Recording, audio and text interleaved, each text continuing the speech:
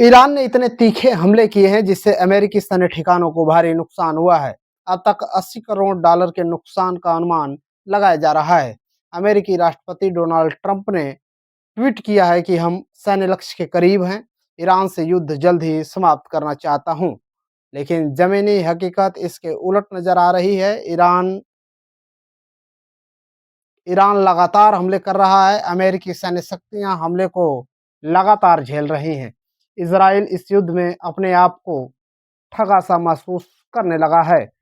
Trump के दावे खोखले नजर आ रहे हैं। अमेरिका अब इस युद्ध में वैश्विक आलोचना भी झेल रहा है। होर्मुज जलडमरुमध्य विवाद पर ट्रंप ने कहा कि इस रणनीतिक समुद्री मार्ग की सुरक्षा जिम्मेदारी अमेरिका की नहीं बल्कि उन देशों की है जो इस मार्ग से इस मार्ग का उपयोग करते हैं। जो देश यहाँ से तेल लेते हैं उन्हें ही इसकी सुरक्षा की जिम्मेदारी लेनी चाहिए। अगर वे हमसे मदद मांगेंगे तो हम इस पर विचार कर सकते हैं। ईरान के युद्ध रणनीति में रूस भी साथ दे रहा है।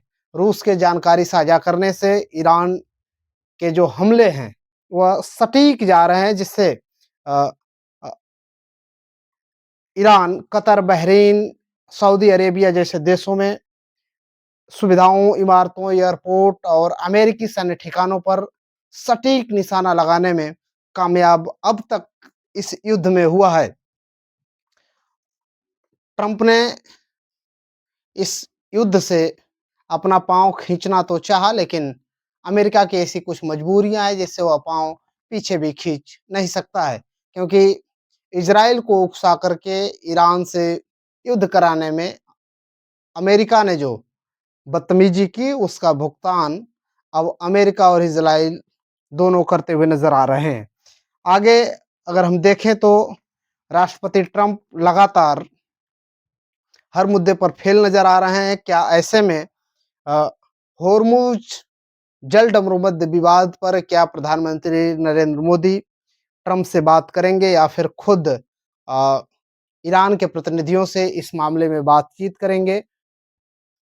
क्योंकि भारत भी लगातार ऊर्जा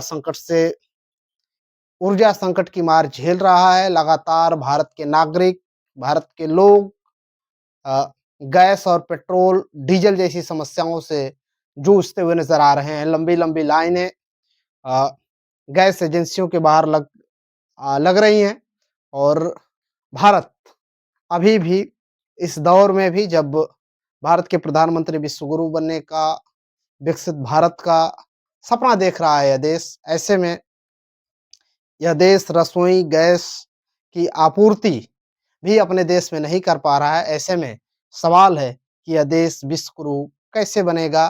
क्या प्रधानमंत्री नरेंद्र मोदी इस होर्मुज विवाद में राष्ट्रपति डोनाल्ड ट्रंप से बात करेंगे या फिर अन्य देशों को लेकर के इस मामले में मध्यस्थता करेंगे? यह एक बड़ा सवाल है, क्योंकि आने वाले समय में युद्ध जैसे-जैसे और बढ़ेगा, देश के लिए और भी समस्याएँ खड़ी होंगी। पेट्रोल, डीजल और गैस की मार तो देश झेल ही रहा है।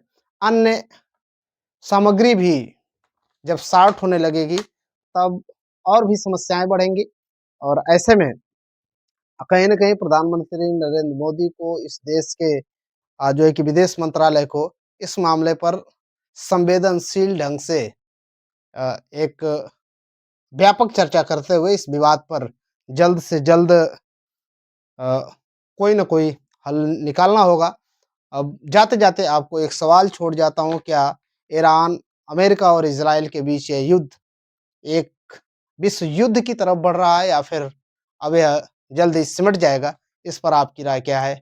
आप ज़रूर बताइएगा। नमस्कार, मैं दीपक पाल, आप देख रहे हैं हमारा यूट्यूब चैनल दीपक पाल ऑफ़िशियल। धन्यवाद।